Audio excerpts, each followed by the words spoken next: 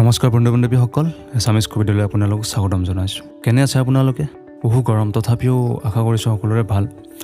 আজি আমি আপাৰ আছাম ডিভিজনৰ আন এখন জিলাৰ বিষয়ে আলোচনা কৰিম। এখন খুব ধুনীয়া জিলা, একেবাৰে নেচাৰেল পৰিৱেশ। সেইখন আছে আমাৰ অতিকৈ মৰমৰ ধেমাজি জিলা। আজি আমি ধেমাজি জিলাৰ বিষয়ে বহুতোখিনি শিকিম একেলগে, আৰু যিখিনি শিকিবলগা থাকিব বা ৰৈ যাব মই গোটেইখিনি কোৱা নহ'ব, আৰু যিখিনি ৰৈ যাব আপোনালোকে কমেণ্ট যোগে জনাব।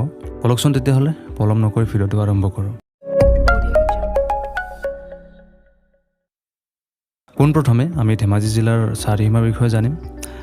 ধেমাজি জিলাৰ উত্তৰে আছে অৰুণাচল প্ৰদেশ, দক্ষিণে আছে ডিব্ৰুগড় জিলা, পূবত আছে তিনিচুকীয়া জিলা আৰু পশ্চিমে লখিমপুৰ জিলা। ধেমাজি জিলাৰ সৰ্বমুঠ মাটিকালি হৈছে ৩,২৩৭ বৰ্গ কিলোমিটাৰ, আৰু ইয়াৰ ২০১১ চনৰ লোকপিয়ল অনুসৰি সৰ্বমুঠ জনসংখ্যা হৈছে ৬,৮৬,১৩৩ জন।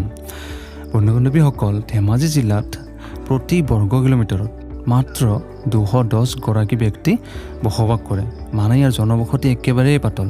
আপোনালোকে যেতিয়া ধেমাজি জিলাত যাব তেতিয়া কেৱল গছ-গছনি দেখা পাব আৰু পিয়ৰ অক্সিজেন গ্ৰহণ কৰিব পাৰিব। বন্ধু-বান্ধৱীসকল, ধেমাজি জিলাখনৰ সদৰ ঠাই হৈছে ধেমাজি, আৰু জিলাখনৰ মহকুমাবোৰ হৈছে ধেমাজি মহকুমা, জোনাই মহকুমা, আৰু ইয়াৰ প্ৰধান নৈ উপনৈসমূহ হৈছে ব্ৰহ্মপুত্ৰ, জীয়াঢল, গাই নৈ, বিকাৰী নৈ। বন্ধু-বান্ধৱীসকল, ধেমাজি জিলাৰ একমাত্ৰ ৰাষ্ট্ৰীয় ঘাইপথ হৈছে ৫২ নম্বৰ ৰাষ্ট্ৰীয় ঘাইপথ, আৰু জিলাখনৰ ৰেলপথ আৰু ৰেল ষ্টেচনসমূহৰ নাম হৈছে গগামুখ, বৰদলনি, কঁঠালগুৰি, মুৰকং চেলেক ইত্যাদি।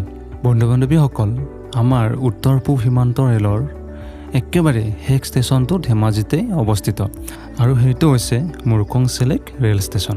ধেমাজি জিলাত প্ৰধানকৈ ধান, মাহ, সৰিয়হ, চাহপাত ইত্যাদি উৎপাদন কৰা হয়। বন্ধু-বান্ধৱীসকল, ধেমাজি জিলাৰ বেপাৰ বাণিজ্য হোৱা সৰ্বশ্ৰেষ্ঠ ঠাইখন হৈছে চিলাপথাৰ, আৰু চিলাপথাৰৰ ওচৰৰ অৰুণাচলৰ ভিতৰত থকা মালিনী থানাত পুৰণি কীৰ্তিচিহ্ন আছে। বন্ধু-বান্ধৱীসকল, ভাৰতৰ ভিতৰত সবাতোকৈ দীঘল ৰেলগাড়ী আৰু অন্যান্য গাড়ীসমূহ যোৱা প্ৰথমখন দলং ধেমাজিতে অৱস্থিত, আৰু এই দলংখন হৈছে বগীবিল দলং, আৰু এই বগীবিল দলংখনে ধেমাজি আৰু ডিব্ৰুগড় জিলাক একলগ কৰিছে। বন্ধু-বান্ধৱীসকল, এতিয়া আমি জানিম আটাইতকৈ ইম্পৰ্টেণ্ট কথাটো যে ধেমাজি নামৰ উৎপত্তি কেনেকৈ হ'ল।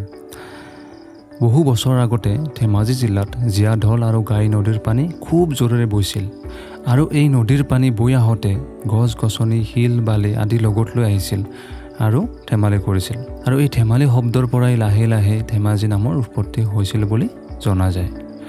বন্ধু-বান্ধৱীসকল, আজি আমি ধেমাজি জিলাৰ বিষয়ে কিছু কথা জানিলোঁ। বহুতো ৰৈ যাব পাৰে, আৰু এবাৰ কৈছোঁ আপোনালোকে কমেণ্ট যোগে জনাব। যদি ভিডিঅ'টো আপোনালোকৰ ভাল লাগিছে তেতিয়াহ'লে লাইক কৰিব, শ্বেয়াৰ কৰিব, আৰু চেনেলটো ছাবস্ক্ৰাইব কৰিব। ধন্যবাদ।